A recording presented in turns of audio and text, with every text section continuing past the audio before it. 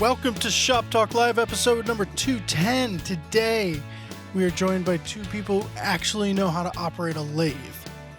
Josh Friend, the editor of American Woodturner, which is the American Association of Woodturners journal, and AAW board member and woodworking/woodturning teacher Janet Collins joins us as well. And we answer all of your turning questions. So, little bit of a change of pace for us, but I'm pretty excited about the show. It was a great show. We had a lot of fun. But first, I want to let everyone know that we've got two giveaways going on right now. The first one starts on March 1st, and we are giving away a Shaper Origin. So head on over to findwoodworking.com/shapertools and enter to win a Shaper Origin. If you don't know about the Shaper Origin, it's a handheld CNC. It's pretty much powered by magic and pixie dust. I can't explain it any better. So head on over to findwoodworking.com/shapertools and sign up. The other giveaway that we've got going on, we are bringing back our military scholarship to Find Woodworking Live. We're giving away 3 seats to Find Woodworking Live, and it includes hotel and travel expenses. So if you know any woodworkers who are U.S. or Canadian active duty military or veterans, have them head on over to findwoodworking.com/scholarship so that they can get a chance at one of those 3 scholarships. So those 2 giveaways, Shaper Origin over at findwoodworking.com/shapertools, or 3 spots and all expenses, travel, hotel to Find Woodworking Live this year. And if you haven't signed up for Find Woodworking Live, which is April 17th through 20th, Southbridge, Massachusetts, now's your chance. We found a little bit more room in the banquet hall, and we opened up a few more seats. So head on over to findwoodworkinglive.com, check out the program, and see what it's all about. All right, here's a brief message from one of our sponsors.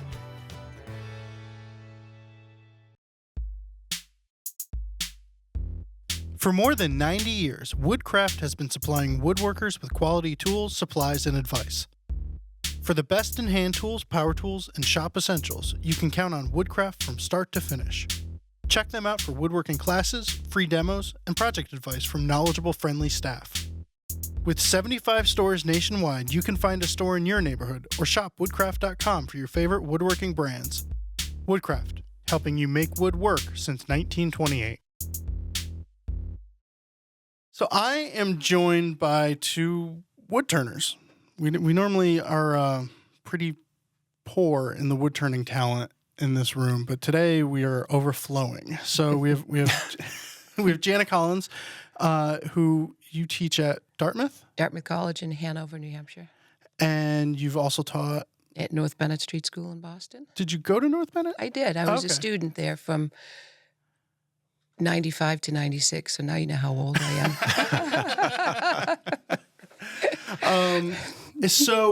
And what do you teach at Dartmouth? Well, Dartmouth is unique in college level. The shop is available for any student or faculty member to use it for their own pleasure.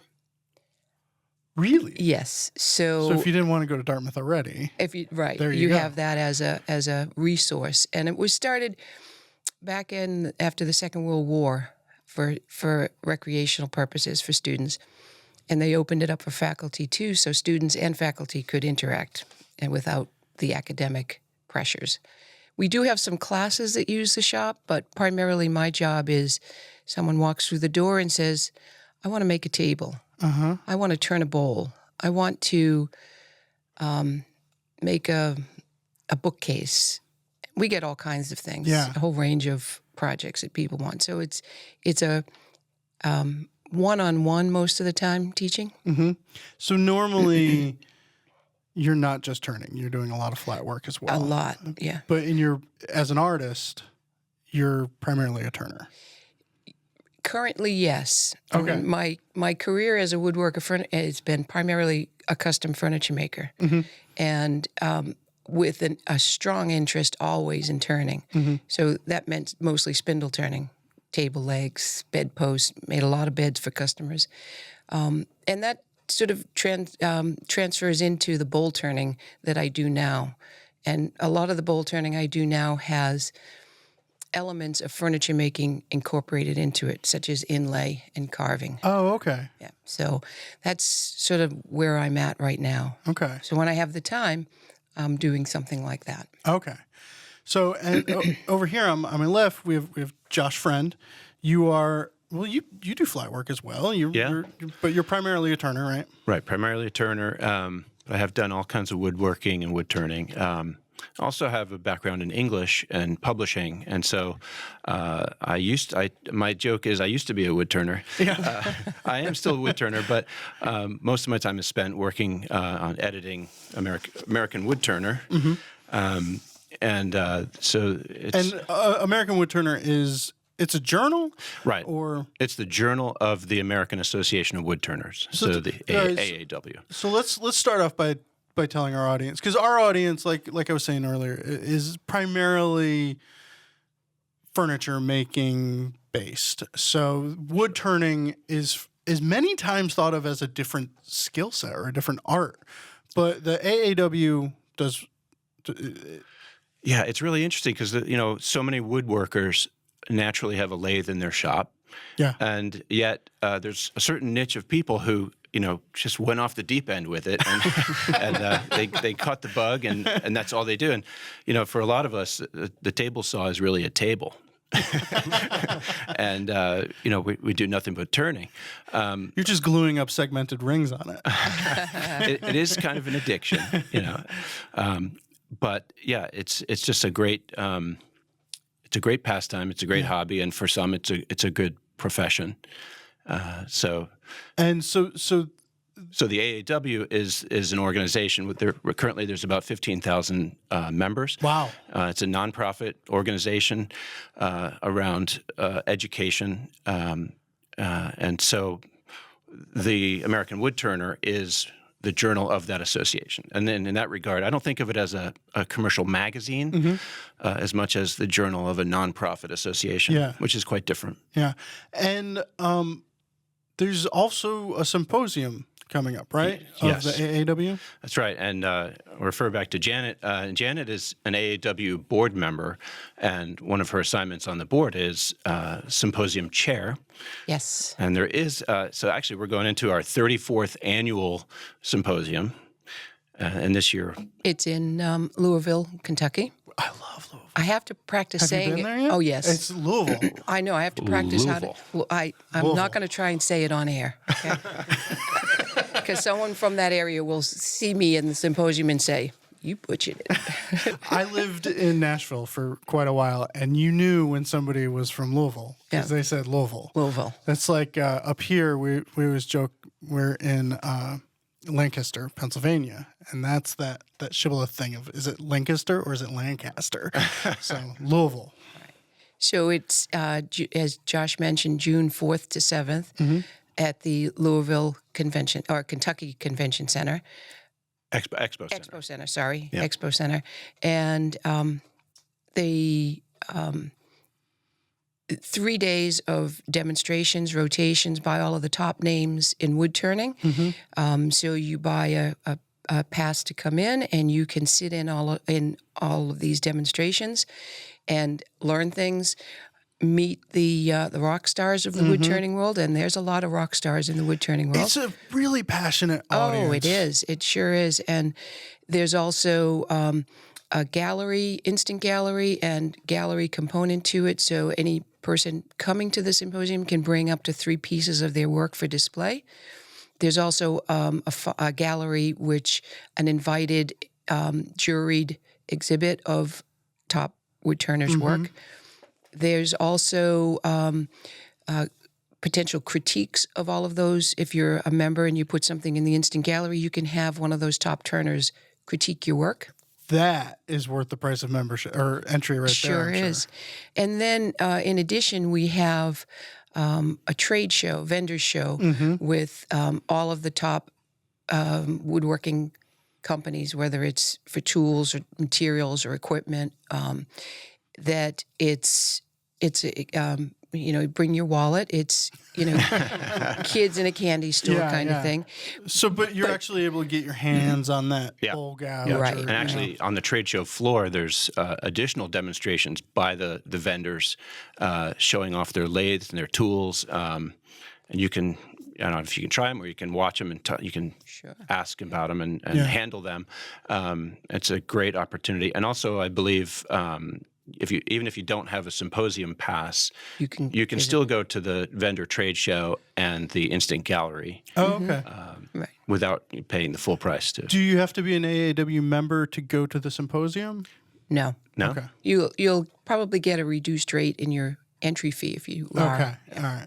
One other added thing too, it's usually held in the trade show area. There's an area that is blocked off for the youth turning area. Mm-hmm. So we end up with about 25 lathes donated by the companies, tools, face shields, et cetera. So there's an entire program for turning for youth. And there's a component of visually impaired or physically limited folks that want to learn how to turn. There's a part of that. Wow. All of those lathes also get donated at the end of the symposium. Wow. Okay. Lathes, package of tools, face shield. What's amazing that I think is it 15 or 25 kids Yes. in the youth program. I think it's 25 kids. There's a raffle, and 25 kids will go home with a complete turning package. Oh, it won't be 25. That's the total. It would be about half that because then the other half are donated by people that apply as grants. Okay, thank you. Wow. But they go home with a face shield, tools, a lathe. It's fantastic. Well, our friend Amy Costello, I believe, has taught. Yeah, she's one of our demonstrators in the youth turning area. She last year, and it turned into, because I was on the road when this was happening, and she was posting from Instagram about her class. She was teaching turned earrings, and I was like, Amy, you need to write this up for a blog or something. and it actually wound up turning into two, I think, great blogs. One about the earrings, and then one about teaching young turners. I think that's one of the topics she's teaching this year. Oh, really? Yes, Okay. earrings, yeah. That's great. Well, that's the thing is at the youth program, there's really top-notch instructors like Amy, Kip Christensen, and some others. Larry Miller works on that program. It's a top-notch way to get kids interested in this sort of handcraft that we do that so often, is less and less taught in high schools. Sure. That's where I started it. So anyway, it's exciting to have a program for young people in wood turning. Well, let's veer off subject a little bit because that's what we do around here. Do you think that the lathe is a good place to get your kids involved in woodworking, or is it something? At what age would you think? Well, I know people that have taught children as young as 4 years old. I'm not saying that's the best idea, just thinking about my own 3.5-year-old granddaughter. Could I do that? I'm not sure. Maybe if she was a little older. Yeah. But one thing that I have always known about the lathe, and having taught so many people how to turn, that it is almost instant gratification. Yeah. So that, you put this lump of wood on the lathe and all of a sudden it becomes something. Yeah. Even in demonstrating, I've demonstrated many, many times, and one of the things that I usually demonstrate are eggs, wooden eggs. Everybody knows what an egg looks like. And I distinctly remember this one show I was at, this little boy, probably 6 or 7 years old, "What are you making?" And I held up the block of wood, which was rectangular. I said, "There's an egg in here. I have to find it." And I put it on the lathe and started doing the turning. He got so excited. He jumped up and down. "You found it! You found the egg!" It was just so precious. Of course, he left with that egg, too. Yeah. But so I think that it can be something that their attention span might be shorter, so it is something that is probably a little bit more conducive to younger adults. I think safety-wise, it's probably in the 8 to 10 range where they're starting to be able to understand some of the dangers. Right. But at a younger age, there's somebody could make a spinning top and they could help color it with markers and or an egg, and just get excited about it and watch that process. It's an amazing process to watch. I think nowadays there's so many wood turning videos online. People love to watch them. And I even like to watch them. Yeah, they do. But probably 8 to 10 or so to really start to try to get into it. For a long time, the only thing that my son knew about the wood shop was if we had to go down there, I would turn him a top. Uh-huh. And he could play with that. That machine was for making tops. Nothing else. That's Right. it. It's the top machine. Yeah. Right. All right. Well, let's answer some questions. We called out for specific wood turning questions, and I'm hoping that this leads to more questions, and we'll keep doing this because sometimes we would get turning questions and we'd answer them the best we could, and then Amy would write in and say, "No, you guys missed that one." Okay. And we'd have to apologize. Because like I said, we're primarily flat work people. Well, there's also 1,000 different opinions too. Oh, sure. Well, yeah, Yes, there's exactly. always- yeah. You get No, fired. We'll give ours. Yeah. Right. And ours are right. Well, of course. Right. Today, right now, they are. You're perfectly entitled to my opinion. All right, so the first we have 2 questions that came in, or they're related, from 9 Mile Tree, which I don't know if that's his given name. I think it's probably his Instagram handle. I picked up a 1940s Shopsmith a few months ago to use as a lathe. The turning tools that came with it are somewhat small compared to what I see turners using today. They also don't seem to stay very sharp. I just got a new roughing gouge, and it's a world of difference. So, first part, can you recommend some turning chisels for someone starting out in turning? Or what are you looking for? Sizes and tool types. I'm considering updating either my parting tool or my skew chisel next. So, we've all seen the little teeny tiny, I believe I have 2 Craftsman sets and a Miller's Fall set, and I've got the same thing that 9 Mile Tree's got going on. I've got a couple of gouges that I bought, and the rest are these little ones. So when you say little, are you talking about like mini turning tools or like I don't know. sort of standard size? Because I think you say that you have a set of small tools. You want to have a standard set. There are mini tool sets, which can be used for pens and whatever. Also, you can use larger tools for pens, but I think you want sort of a basic kit.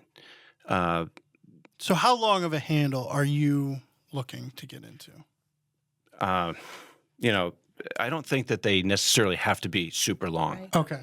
Right. I don't. Well, I think my take on this is if he has a 1940s Shopsmith and he has the tools that came with it, chances are they're high carbon steel and they're not high speed steel, which is probably the answer as to why they're not staying sharp. Yeah. Yeah. The high speed steel tools that are out there now, they're harder to sharpen. You need a grinder. Specifically, you need a grinder to sharpen those, whereas the high carbon steel, you could probably get away with sharpening them on hand whetstones, et cetera. Okay. But the high speed steel, it's harder. It will stay sharper longer. And as far as the handles go, I think if the lathe itself will allow you to use a longer handle, it gives you more leverage. All right. So what aspect or element of the lathe would allow you to? Well, if you were hollowing out a bowl, Okay. the further you have the tool off the tool rest into the bowl, the longer the handle should be. Okay. So the big long handles are to get depth. Also to give you more balance and control of the tool. Okay. Especially if it's a scraping tool, you definitely have to have a longer handle on it. Right, and as Janet sort of alluded to, it depends on how far your cutting edge is hanging over the tool rest. Okay. The further off, the more grabby it's going to be, and the longer handle will help you to offset some of that. Well, in my turning experience, limited, but mostly spindle turning, I try and keep the tool rest as close And to you- the Smart. piece as That's smart. possible. You have the most leverage that But I way. guess when you're in ball world, you can't Well, you can get tool rests that are curved that fit into the bowl, but you never can really get it exactly where you might always want it. Okay, so it's really like the next level of skill, and Yeah, that's a bit more advanced. yeah. But as far as, the first question, I'm considering updating either my parting tool or my skew chisel. Get the parting tool. Really? Wait on the skew chisel. Why is that? The parting tool is going to do a lot more for you than the skew. Skew chisel can do a tremendous amount, but there also comes with a huge learning curve in being able to make that skew chisel do what you hope it will do. Isn't that made for opening paint cans? That's what some people say. Some people say that, yes. But it really, in the hands of a skilled wood turner, skew chisel is almost like a extremely sharp hand plane. Yeah. Whereas the parting tool can do so much for you, both in spindle work. It can do a fair amount in bowl work as well. What do you use a parting tool for? So, I mean, I use it for parting, obviously. Right, for sizing spindles, etc. Taking a wrench and sizing joinery. I have a diamond parting tool, and then I have a 3/16 inch wide parting tool for joinery. But what else other than parting? Well, it can be used once you've parted down to the size. It can be used to level that cylinder that you've just made. Okay. It can be if you need to make, say you're making tapered tenons for Windsor chair legs. You know, the tenon is tapered. You can use that parting tool to actually shave off the wood instead of a skew chisel or a spindle gouge. See, we always make fun of Mike Pekovich because he only uses a parting tool. Oh, you shouldn't make fun of him. He didn't tell me to say that either. But so a parting tool is a highly used tool in your arsenal, it sounds like. It's one that can be. Okay. Do I always use it for things like that? Sometimes I don't. I learned to turn beads with a parting tool when I was a student. Okay. One of my instructors showed me how to turn a bead with a parting tool. I don't do it anymore because I try to do it now and it catches. But that's how I turned all my beads when I was a student. Are you using a skew chisel now? I usually use a spindle gouge. Oh, okay. Yep. Okay. Yep, spindle On the gouge. other hand, Yep. you could argue that a small skew can do the work of a parting tool. You can do a peeling cut to get that cylinder. So there's a lot of tools that can be used, in a versatile way and for different things. I wanted to go back to the question of the tool steel, high-speed steel versus carbon steel. And you're right that those tools are probably the old, like you mentioned, the Craftsman set are probably carbon steel tools, and they don't stay sharp as long. But I know people who will seek out those tools at garage sales and things like that because even though they don't hold an edge as long, you can sharpen them really sharp. And they get to a fine sharpness. So you're sharpening more often. It's a softer steel. It's carbon steel, but it's you can get a really fine edge on it. Okay. And that's because I'm going to sound like I know what I'm talking about here. Go for it. That's because the molecules are smaller in the high carbon than they are in the high speed steel. All right. And you can tell, if you don't know if it's high carbon or high speed, the high carbon steel, when you grind it on a grinder, the sparks are almost like, the sparklers from 4th of July. There's more sparks. Yeah, there's more sparks when you're grinding high carbon steel. Yeah. Huh. And it gets hotter quicker. Yes. And you take the hardness out of it much quicker. So Look how excited Jeff is over there. He's getting into metallurgy and all this stuff, and Jeff's lighting up. all right. Jeff, are we making sense here? Well, it's the two drawers of turning tools that I've inherited. It's like, whoa, I know what to do with those. I don't have to just open paint cans with those. But definitely some people prefer the carbon steel, even though it doesn't hold an edge as long. So I can't use that as my excuse? Nah. All right, okay. So here's my last element of that question, though, is for a parting tool, so you would lean parting tool over a skew chisel. Well, for I would say somebody getting into it. If the money is there, go to a store that sells equipment like Woodcraft and watch for their sales, because they have pretty awesome sales sometimes on turning tools, and buy them both. Well, That's always the answer. That's a cheat. Or come to the symposium and buy them in the trade And show. you could try them all. You could try and 'em. You can. Right. you There's a can lot of really bargain great on it. tool vendors. Yes. But are you going to see more of a difference out of a high carbon steel skew chisel or a parting tool between the two? Oh, if both of them are high carbon? Yeah. You could, if they're sharpened properly, you can Or, probably... I'm sorry, high speed, whatever. High speed, Yeah. okay. Which high speed steel tool would you lean towards more? Both of them. All right. Well, again, I probably Yeah. should say for a beginner, I would say the parting tool. Okay. If it's a beginner. For a Yeah. beginner. But if it's someone that all right, that might be the next one, buy the skew chisel. But I might say too that if it's spindle work, the next one probably is a spindle gouge. Okay. I'm going to ask you a question about that later. Okay. All right. So the second part of 9 Mile Tree's question, how far should I be going with sharpening? I heard in a very old episode of Shop Talk Live with Richard Raffin that he only sharpens to some unthinkable grit of 60 or 80. I got to tell you, I took a class with Richard Raffin up at the Brookfield Craft Center some years ago. He taught at Brookfield Craft. He did. Wow, He okay. did. He did. It was like a week-long class or whatever. That's awesome. Best thing I ever did in wood turning. But, you know, I was pretty early in my wood turning at that point, and I didn't have a sharpening jig or anything like that. And I was thinking, how am I going to sharpen? So, you know, what he did, and some other instructors do this too, is they'll just sharpen by hand and go over quick on the grinder. It gives you the tool back, and it cut beautifully. And he just was so experienced that he knew how to do that. So I'm sorry, you say sharpen by hand and then grinder. Okay, so Those two words don't normally go to. Okay, so I guess I mean sharpen by hand as opposed to using a jig. So you can like get the Wolverine like the Wolverine jig. jig, Okay, where you so- get a jig to hold the tool for you He's at a just- particular He's the angle, jig. and Yeah. his hands are the jig, Yeah. and his experience is Yeah, the jig, yeah. and he does a fantastic job of it. How do you do a fantastic job of it? No, now I have a Wolverine jig because when I try to do it by hand, it's like a multifaceted, beautiful. Yeah. Diamond thing or something, but I can get a serviceable edge by hand. But if I really want to get a good edge, I use the jig. And it's also the jig is good because it's repeatable. You put it back in the holder, it goes right back.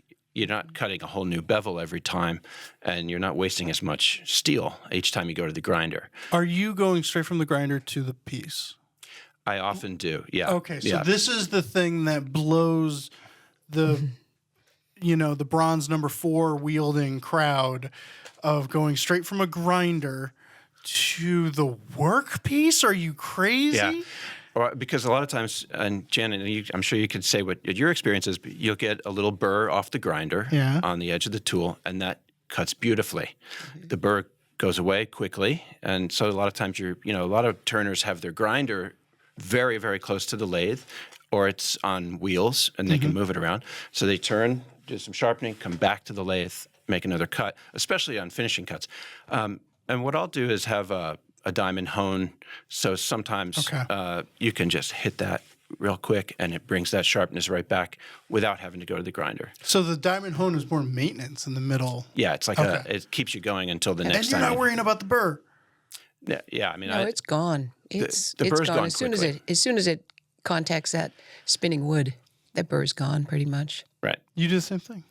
I do, but I probably hone my chisels, my turning chisels, more than say some do. Okay. And I do use the Wolverine system because it is repeatable, and what it does is it extends the life of your chisel, meaning you're not grinding more material off than you have to. But I think in my experience of teaching people how to turn, the number one thing that they don't do enough of is they don't sharpen their tools enough. And then they struggle and they can't figure out why is this not cutting? And if you just freshen up that edge on the grinder, it allows you to be able to use the tool the way you should use the tool, as opposed to trying to push it into the wood and then you're not doing it the right way. It's a really good point. And people don't realize that when you learn wood turning, you also really need to learn to be a sharpener. Yes. You have to do Yes, that. you do. Otherwise, you're not going to have a good time. So is the price of entry for wood turning a lathe and a grinder? And a bandsaw, perhaps. Well, I already know your MO, right? bandsaw's really nice. Yeah. But that could come a little later. For Yeah, the spinny, well, I know Look, how bandsaw works. You need a lathe. You need a set of tools, Yeah. or at least a couple of tools. You need to have something to sharpen your tools with. Yeah. A slow-speed grinder is the most typical thing. Yeah. Of course, Can that be sandpaper glued down to a piece of float glass? Probably not, because Yeah. the high speed. If it's high speed steel, it's the actual speed of the grinder and the makeup of the wheel takes away the steel that you're trying to take away to sharpen Okay. it. Whereas by hand on those glass plates with sandpaper, you can probably do it, but that's almost a better system for flat tools too. Mm-hmm. Whereas the grinding wheel, and you have a way of rotating the tool on the tool rest. I think it might be. that's true. It's probably doable, but it might be a lot harder. Yeah. Especially for a bowl gouge where the yeah. geometry of the bevel is curved. And so if you were doing it on a flat surface, it would be kind of awkward. Yeah. Oh, okay. Yeah. I Yes, got. Yeah. Mm-hmm. Yeah. All right. Let's move on to question number 2 before we get into the serious weeds of Yeah. grinding a bowl gouge on a flat surface. I've never seen anybody do that. I'm going to try it when I get back home. From Andrew, what are the reasons for having a dedicated scraper versus using a skew at a different angle? And that part I'm confused by. I'm sure you're not. Oh. Do I really need to spend the money on a scraper?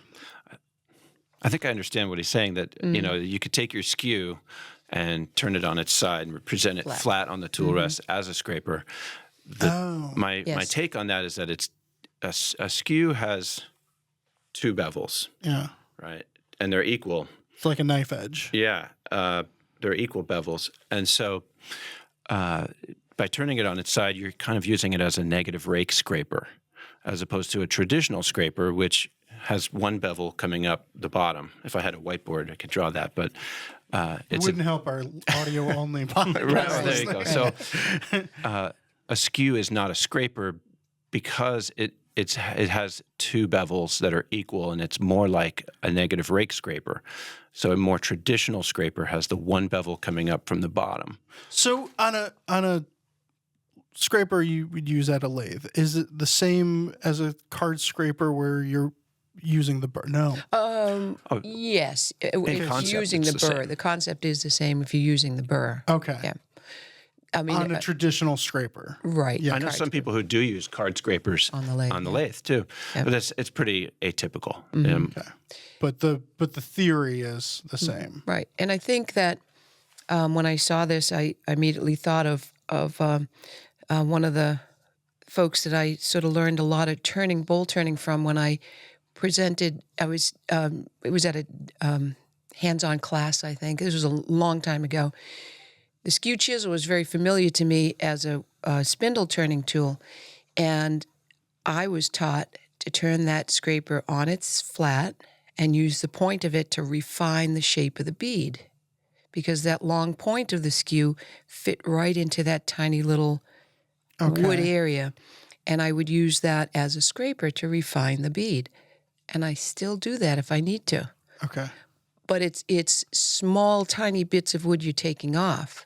Whereas a scraper, if you talk about using, the skews are probably thinner. And the fact that you've got a double bevel makes that cutting edge very thin right there too. So using it as a really heavy-duty, rough scraping tool, you're going to kill the edge really quick. Okay. You're going to make that edge really dull. You're going to roll that edge over. Whereas a scraper that's dedicated to roughing is going to be thicker, heftier, and be able to withstand that roughing action. Okay, so I've heard Peter Galbert say like the sharpest chisel or the sharpest thing in his shop at any given moment is his skew chisel. Mm-hmm.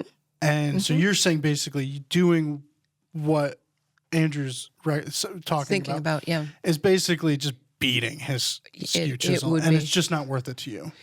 Well, if it's the only tool you have Yeah. and it does the job, Yeah, there's nothing wrong with that. nothing wrong with it. It will do it. It won't do it as long term as a scraper. The other issue too is if your skew chisel is sharpened at a if you're looking at the face of the chisel, you have the long point and the short point. If that's a pretty steep angle and you're presenting that cutting edge as a scraper, your hand has to be way over off the tool rest to present that cutting edge. Whereas a scraper that's dedicated to that task, it's hitting the wood almost at 90 degrees. So the handle and the steel is at 90 degrees to the wood, whereas the skew chisel, because of the angle at its ground, is going to be way off 90. Yeah, yeah. Right, if it's not flat across. Yeah. Yeah. And bear in mind, if you do use a skew as a chisel or as a scraper, sorry, you got to take off very fine light cuts. It's not for hogging off material like a traditional scraper would. But you do hog off material with a traditional scraper? You can. Oh, okay. Yeah, you can. It can be an aggressive tool as well. It can be. Yeah. Huh. I have a lot to learn about turning. The scraper is a very versatile tool. You could do a lot of shaping with it. You could turn it up on its side and do shear scraping, which is a very fine finishing cut. For years and years, they use scrapers, and people. There's nothing wrong with using scrapers. Okay. If we get into that debate. Oh yeah, yeah, right. I know. Oh, is there like contention about scrapers and the? Well, I don't know if there's contention, but people will say that you shouldn't scrape that surface because you should use a bevel rubbing tool and you'll get a finer cut, which is true. But if you get a good result from your scraper and you enjoy that, it's all about enjoyment. Exactly. It's all about do what works for you. Right. There's nothing wrong with that. Nobody at the end they look at your piece, your bowl, or whatever you've made. Nobody knows how you got there. You know, only you know that, and that's the only thing that matters. Yeah. Right on. All right. Well, let's take a quick break. $10 a month.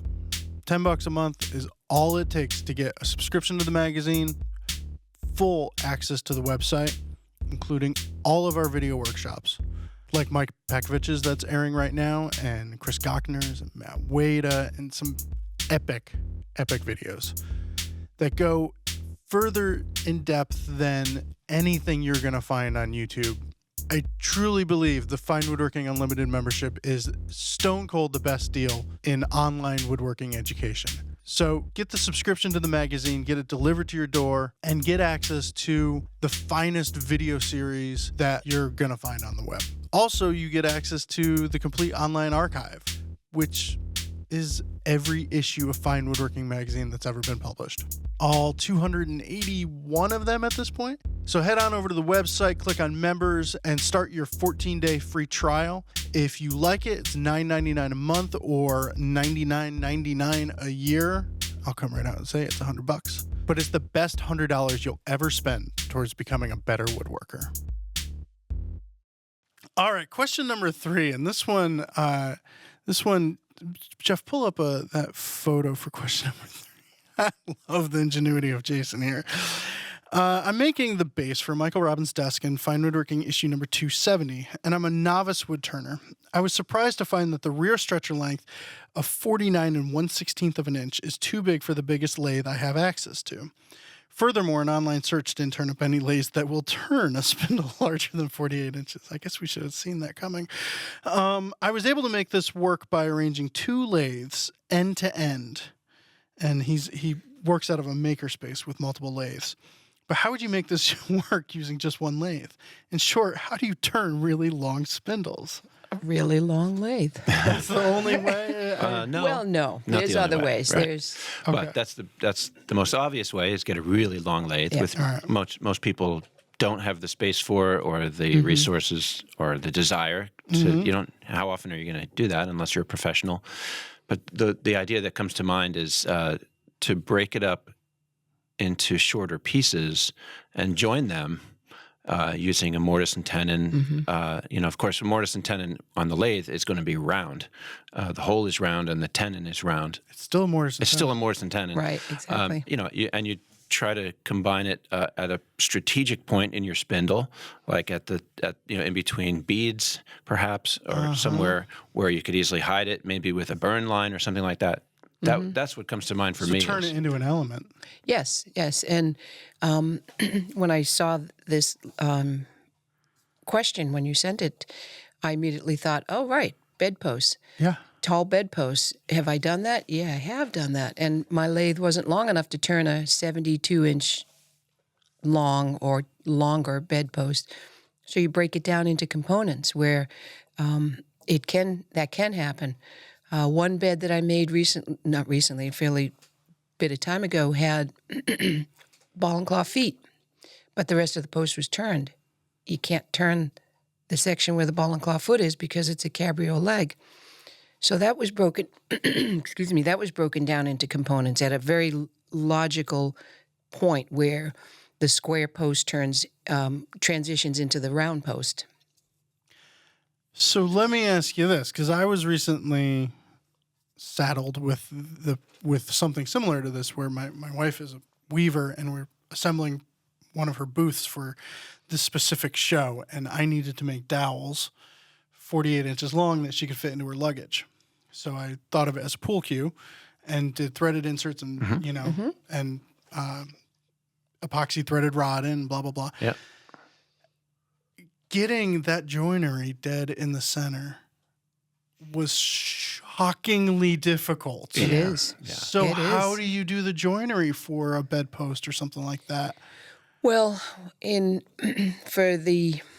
drill the hole that accepts the tenon part's easy. Yeah. Because that's between centers.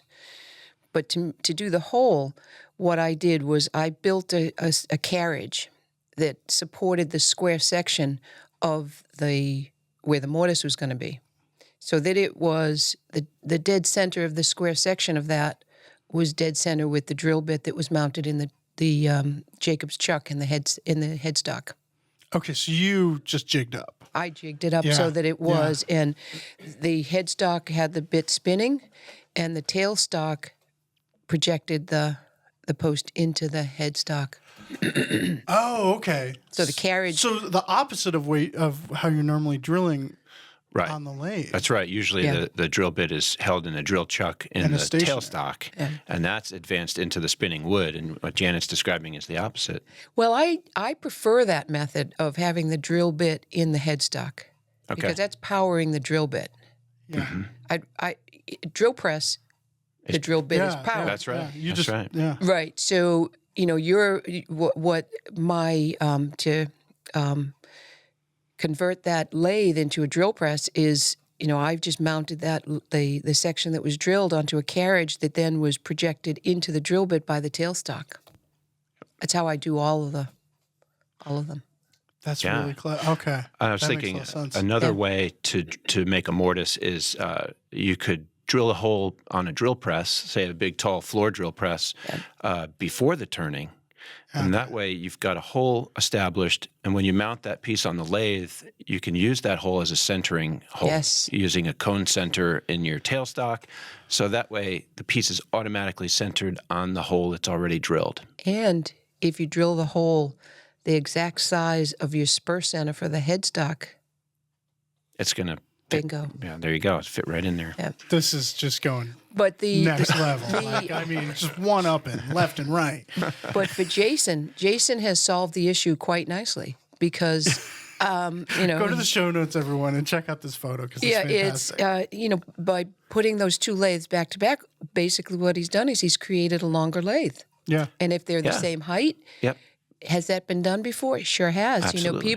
People will build lathes and make the beds out of wooden planks. Sure. So that they can turn long posts. I know of the students at North Bennet Street School in the carpentry program had some really long columns to make. Uh-huh. They put 3 beds together. Yeah, as long as your tailstock 3 beds together so that they had lines up. Yeah, so it's So Jason. that's cool. That's cool to do. Okay, I know Tim Manny, I think, has made wooden bed extensions. Yeah. Mm-hmm. And I think I've been somewhere else. I can't think of the guy's name, but yeah, I've seen wooden bed extensions, but they were always shorter. Yeah. And I always looked at that. I was like, "Ooh, is that safe?" But it's fine. You might get some more vibration wobbling of Yeah. the longer Okay. that piece is, but then you can also then build a steady rest too that steadies the turning, which Jason might. What's a steady rest? So in back to Jason's question, he's got that long piece there, and a steady rest is just a what would you call it? Like an armature that sort of goes skateboard wheels. Okay. Picture 3 skateboard wheels in a circular fashion, and it goes around the spindle.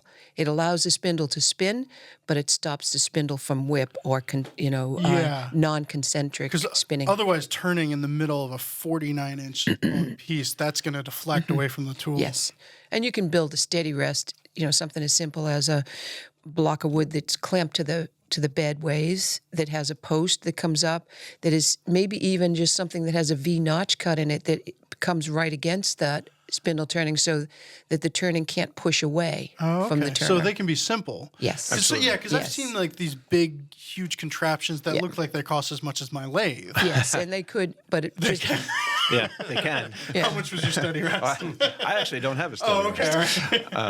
I haven't turned anything that long that I really need to worry about that. But a lot of people use them in hollow turning. If you've got a longer, like say a tall vase or something like that, where the cutting action is pretty far away from the mounting at the headstock, you could, you want to steady that. So they'll have these armatures, and a lot of them are shop made with skateboard wheels and things like that. As long as it's steady and it holds it firmly, and like Janet said, prevents it from deflecting, because your tool pressure, you're pushing against the wood, and so it's going to, in addition to cutting, you're actually exerting pressure laterally, so it works against that.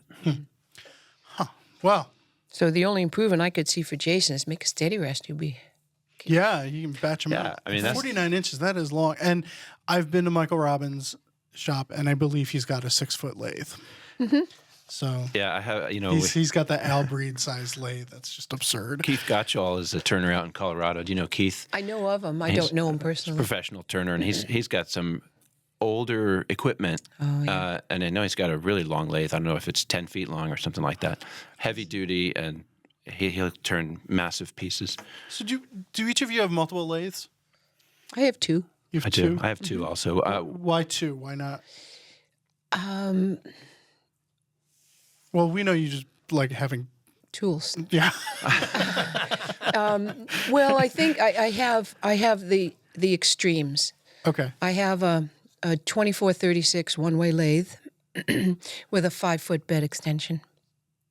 Oh, okay. So I can turn- So this spindle wouldn't be a problem for you. No, I can turn 8. I can turn 8 feet between centers. Okay. And I also have headstock outboard. So the overall length of my lathe is over 12 feet long. All right. Headstock outboard is when the headstock spins? No. Oh, yes, and no. It can be. It's when you can mount something on the outside of the headstock and spin it, and you can have a tool rest and a et cetera to turn larger diameter. So that allows me to turn something. I think it's like 44 inches in diameter if I wanted. Okay. But then I also She doesn't have, mess around. No, she doesn't mess around. She doesn't. maybe this isn't appropriate, but I had a marriage proposal because of that lathe. Which I promptly told him, now, would your wife really appreciate that? But I also have a small jet MIDI lathe, which is a 1224. And I bought it because it's a great little lathe for demos, to bring to demos, et cetera. So you can throw it in the truck. Yeah, it's hard to bring a 12-foot lathe with you. A trailer. Yeah, right. Just have it built into a trailer. Right. What about you? You have 2. I do. I have the same basic lathe as Janet, the one-way 2436. I don't have a bed extension on it. I just haven't needed it.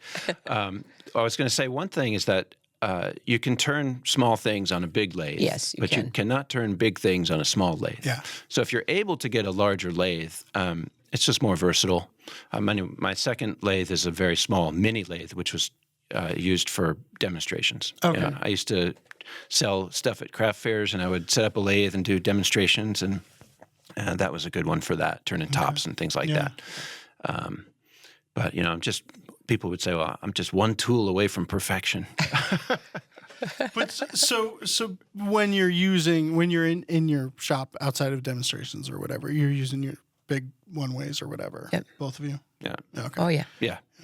So this is a personal question that I had sent, and I don't know if we're going to be able to get to all of them. So, but what's something you look for in a used lathe? Is the used lathe market a thing, or Yeah, definitely. I mean, outside of like I have an old Delta that I got that it works, but if I was buying it from a stranger off Craigslist, what would you look for if you were getting into wood turning?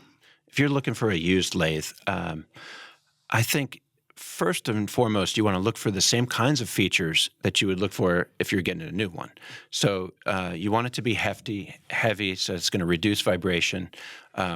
Electronic variable speed is increasingly like a necessity, and it used to be that they're all belt changes, and that's a really important feature.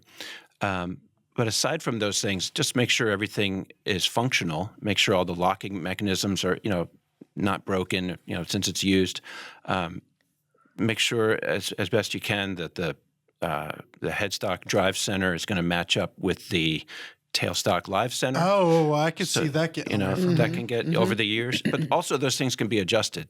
So there's adjustments and shims and things like that. Okay. So it could be made right. So you can get a really good value used. So it's kind of like a drill press where it's like, does it spin? Do you hear bearings grinding or anything like that? You're good to go. Is there anything obvious? But otherwise you're looking for features. Okay. Would you agree? Yes, I do agree. One other thing too, and I'm not so sure how prevalent it is anymore, but sometimes you can come across used lathes that are odd. I don't want to say odd brands, but they're the spindle of the lathe, the diameter and the threads per inch. That can be certainly addressed if you want to buy chucks for it, because you'll buy an adapter that fits that. Okay. So if it's an odd size spindle with an odd screw pattern, most good machinists can give you an adapter that will work.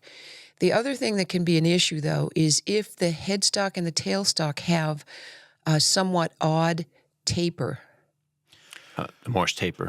Because most lathes are Morse tapers, and most components you buy now are number 1, 2, or 3 Morse tapers. But if that taper is not a Morse taper, you're not going to be able to get. You may not be. Well, again, you'll have to have custom things made for it. Okay, so I just assumed that all drill press that all lathes are a number 2 Morse taper. No, right? No. And that's a really good point. Make sure that you get a common spindle thread size and Morse taper size, so that the most accessories will fit your lathe. Right. Would it be worth? Because one of the first things I bought was a Jacobs chuck on a number 2 Morse taper to use in my lathe. Would it be worth? I think it was $30. Would it be worth getting one to test out a Morse taper, to test the Morse taper on a? Well, you could probably. Let's see. How else could you do that? You could.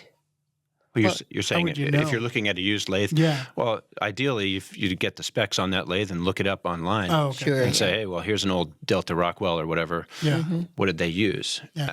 And you could find that stuff. That information is out there. Okay. Yeah, I almost was going to say, well, if you could turn a taper, but you need the lathe before you could turn the taper to test the taper in the new lathe, right? Which came first? Right.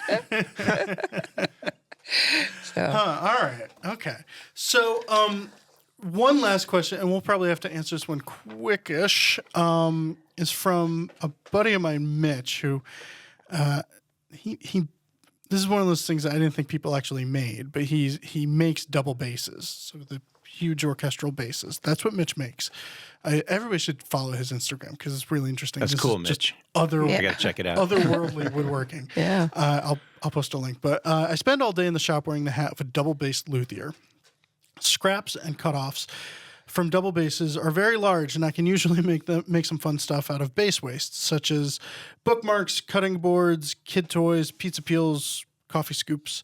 I have a hefty machine room and a nice hand tool collection. I have one of those small mini micro lathes, and as best I can tell, this is like a little metal lathe. I use it daily for making taper parts for bases. My question is, is there a hack for the small lathe to be able to use my gouges and other turning tools like you would with a larger lathe? So, and this brings up another question, is like, I love the idea of having a small little metal lathe because sometimes I need them. Is this something that you could, why don't woodturners use metal lathes?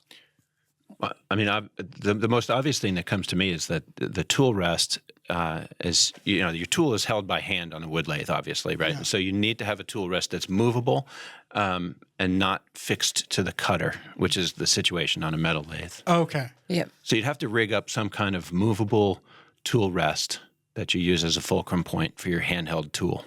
Okay. So perhaps if the machinist component tool rest could be taken off of the lathe and a regular fixed to the bed woodturner's tool rest could be put on there, and he could probably make one if he's got all of the equipment and all these offcuts. Oh, he could yeah. make a He nice. makes double bases. I Right. think Mitch, you could make a tool rest and a new banjo on make that one of thing. those. The other thing that he could do too is if he wanted to just use that tool rest, he could just use scrapers. If he's using those tools that he's using to, and is it metal parts that he's scraping? I would think it's ebony, honestly. Okay, so he's cutting wood already. If he's Yeah. using the scrapers, he could do that. There is a Just with the actual thread guided metal. yeah. I mean, Okay. it's not going to be. You're not going to be able to make really fine beads and such. That's where That's where your hand comes into play with the tool. But there's a well-known turner sculptor in Vermont, Michelle Holzefeld, that does the majority of her turning on a machinist lathe. And I remember reading a story about her that she didn't like the idea of her hands holding the tool. She liked the control and the sense of safety that she felt by having the tool held in place. But her work is probably minimally done on the lathe, and then the majority of it is carved off the lathe. She was on an episode of Craft in America, I believe. Yes. Yeah. Okay. I Her- remember. her yeah. work is amazing, but she had a machinist lathe given to her by maybe it was a father or uncle or something, and she just made it work for what she wanted. And those could be made to work too. You just have to either, like Josh said, outfit a tool rest that you can move closer to the wood and use the tools held by hand, or use that tool rest with the scrapers. Huh. Yeah, Okay. sure. Yeah. No excuses, Mitch. That's right. Let's see some good turnings there. Yeah. If you Did can you make get a the double banjo bass. joke in there that I threw in? No. There was definitely there's. Why Well, are 'cause they of the- called banjos? That's by a the weird. way? It's a weird name for that thing. So the tool right. rest is held by Why is it a called piece that? called a banjo. Yeah. Why? Like, is And- there an etymology behind that, or is it just that's what? I call it. don't know. I bet it was some British turner from a long time ago that. Which came first, the banjo on a lathe or a banjo? I bet you a banjo on the lathe because it's the first actual industrial machine. I'll have to look into this. Jeff probably knows. We'll get back to you. Okay. Jeff knows all the weird things in the world. Does he? Yes. Good guy to have around.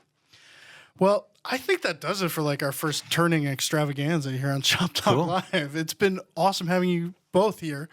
And where can we get more info about the symposium? Where can we get more info about the AAW? Yeah, cool. So check out the AAW is at woodturner.org. And our upcoming symposium is June 4th through the 7th. And all the information is on the website. Yes. It's also in American Woodturner. And we just encourage you to come. It's just like the symposium is an incredible experience. I heard somebody say it was like the Super Bowl of woodworking. I think that was Amy. Woodturning. Super Bowl of wood turning. Super Bowl of wood turning. Right. Well, and the website also has information about the symposium, but it also has a lot of information for beginners. Like Josh mentioned, there's the Fundamentals, which is a publication that he oversees as well. That it's per its title. It's Fundamentals of wood Is turning. that in front of the paywall? Is that So when you become a member of the AAW, you get the journal, or we call it the Journal American Woodturner, 6 issues per year, and you also get Wood Turning Fundamentals, which is quarterly, and that one's a digital publication. Okay. But it's all on the website. You also get all kinds of resources and the whole history of articles. So you get access to the backlog and back everything. to 1986. Okay. All these wood turning articles and resources and videos. So if you're looking to learn about wood turning, go to woodturner.org. It's a good place. Right on. One added thing too is that it's a great way to network too. If you're in an area somewhere in the country that you don't know, how can I learn about wood turning? Go to the woodturner.org website, search for a chapter, because there's chapters all over the world. And this is something that's I feel like wood turners are better at grouping up than other woodworkers. So there's a lot of turning clubs around. Yeah, we have, and there's a turning club around here, right? Yeah, right. I didn't know that until I went to your website. It meets at the Brookfield Craft Center. It's the Nutmeg Wood Turners. Okay. There's also a couple in Massachusetts and all around. There's the Adirondack Turners. Anyway, the AAW has about 350 chapters around the country and around the world. Yep. And so, I think wood turners, they love to get together, and there's usually a demonstration. Watch people turn something, learn something, ask questions. It's a great way to learn. Get free wood. Get free wood. Because they always have, there's raffles. Raffles, and it's like, oh, I love the raffles. Wood turning clubs are fun. They're social. Right.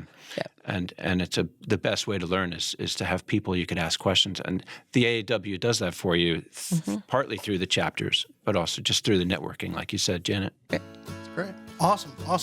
Yeah. All right. Well, that's all for this episode of Shop Talk Live. If you have questions you'd like us to answer on the show, send them into shoptalkathon.com. If you're watching on YouTube, please click that thumbs up button. Head to the show notes to get more information. I'll link to all of the stuff that, all of the AAW and the fundamentals and everything that Josh has mentioned here. We'll be back in 2 weeks with another episode. Thanks for listening. Thanks for having us on. Yes, thank you very much. Just a quick note before the music finishes up. I want to let everyone know that your questions are what drives the content here on Shop Talk Live. The same way that the magazine is written by the readers of fine woodworking, Shop Talk Live is led by the listeners. So if you enjoyed this wood turning episode, send us more wood turning questions and we'll do more of these. So it's on you.